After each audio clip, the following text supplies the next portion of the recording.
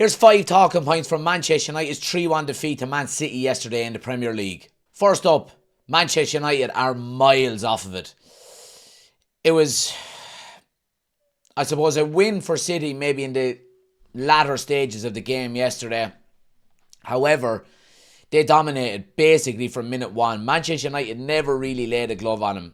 It took an absolute world-class goal from Marcus Rashford to actually put United anyway into the game, it has to be said. Now, United go in at half-time 1-0, and would I have taken that? Absolutely. I was thinking, this is great, happy days, big second half to come. However, City dominated. They dominated from the start to the very, very end. And you could just see Manchester United losing energy, losing their shape a little bit more as the game went on, and the inevitable was always going to be there. City are absolutely, top class, it has to be said, as much as that kills me to say. Manchester United are ways away, especially the Manchester United side that played yesterday, and we'll get into squad depth in a moment. But that starting 11 yesterday, or let's say there was 5 substitutions made from both sides, the 16 that City played versus the 16 that United played yesterday, there's a gulf in class. There really, really is. Is it an area of concern?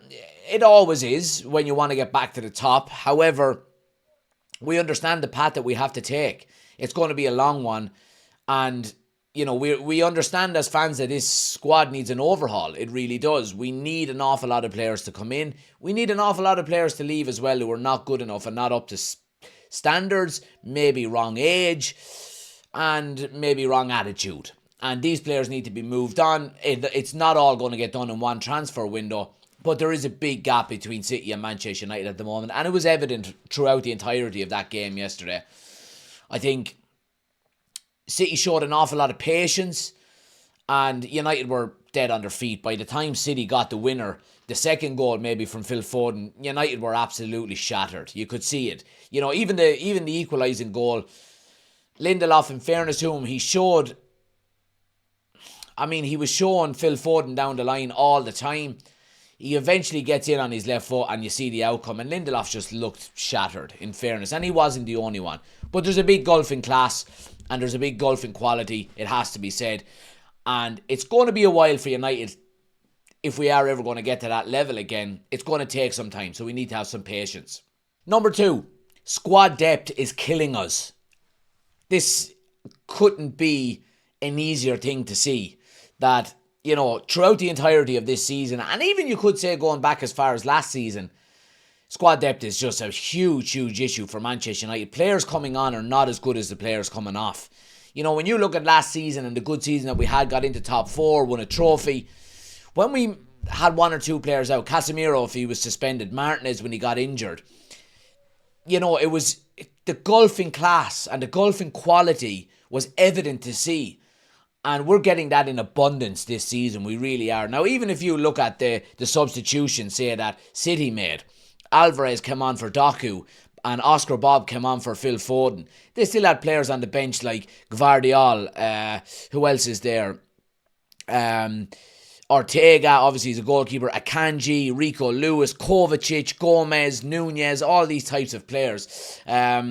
Manchester United brought on 4 substitutes yesterday. They brought on Willy Cambuala, who's obviously an academy graduate, young guy, for 35-year-old Johnny Evans, who this time last season, people would have laughed at you if, I probably would have told you, had you committed if you would have said Johnny Evans was going to be signed by Manchester United in the summer.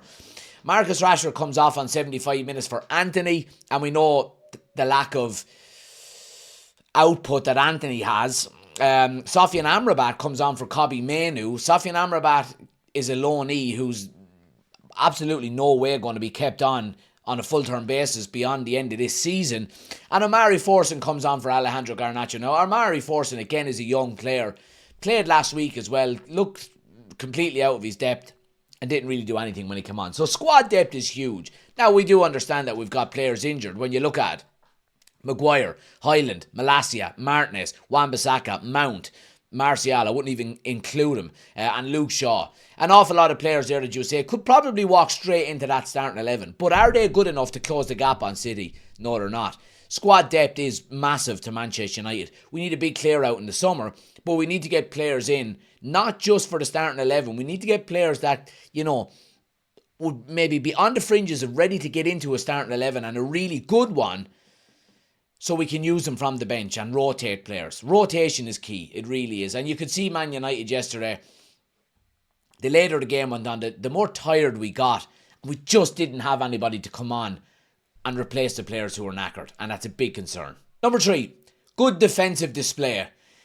Even though we lost 3-1, I thought it was a good defensive display for Man United. I have to say, I thought we were sound for large parts of that game. Again, I go back to what I said. We were just out on our feet at the end. We were chasing shadows. The one criticism I would have of our defence is that we just kicked the ball back to Man City too much rather than trying to actually play out.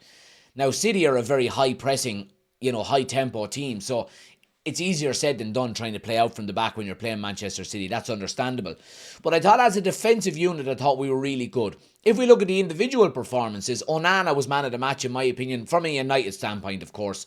I thought Delors played really well at right back, and I thought Varane and Evans in the centre of defence, I thought were really, really solid. Showed their experience and showed their quality. I was really happy. The only downside to the back four was obviously Lindelof at left back, who just looks like a fish out of water when he plays there. However, when he did go into centre back, when the substitutions were made, I thought he played a little bit better, had some good headers won and so on and so forth. So that is a positive that I'm trying to take out of this game. There's a good defensive display there. I think United have had something like 26 different back four combinations this season, which is absolutely mind-boggling when you think about it. And if you look at our back four, I'd say our most solid back four, Delors, Shaw, Martinez and Varane have only played together once this season. And that just goes to show how much injuries are affecting us. But I thought the defensive display was really, really good yesterday. And it is going to need to be good between now and the end of the season if we are going to go on and try and finish the season with some positives, maybe an FA Cup run. Obviously, we know we've got Liverpool in that. I think top four is probably gone. We'll get into that in a moment. We're going to need to keep putting in defensive displays like this, because if we don't, and we continue to concede goals, it's going to be a difficult end to the season. Number 4, Onana is good. Onana has turned a corner, in my opinion, and I had confidence in him from day one. I have to say, I like the way he carries himself. I like the way he talks to the media. He fronts up to any mistakes that he made early on in his career. Now, he does have to hold his hand up and say he's probably the main reason why we're no longer in the Champions League.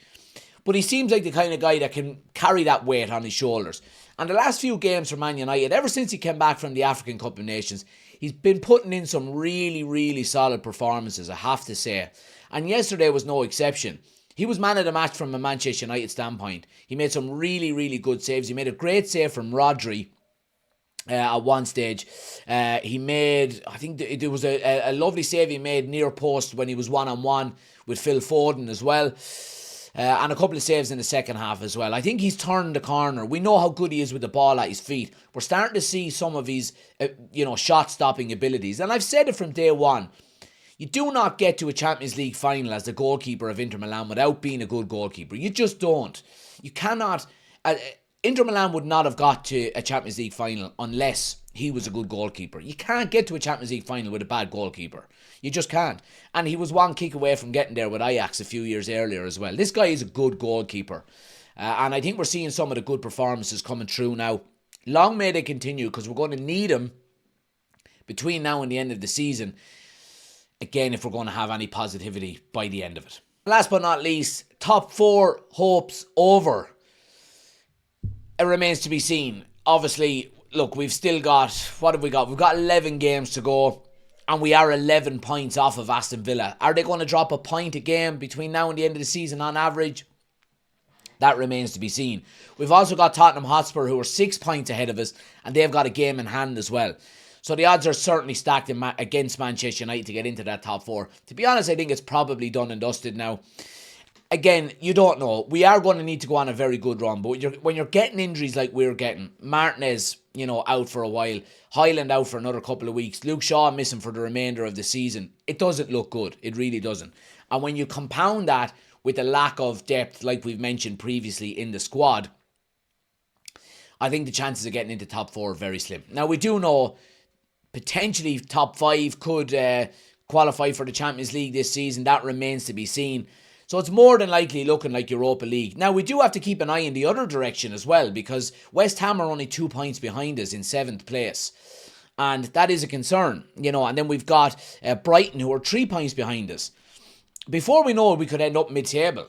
Now, again, European football is vital for Manchester United, and it's vital for revenue. And if we're talking about FFP and financial fair play, generating more money allows you to spend more money. Now, if we're looking to go in to the transfer market heavy this summer and maybe January, and then the following summer, we're going to need to be in Europe next season, whether that's Champions League, you would hope, or Europa League.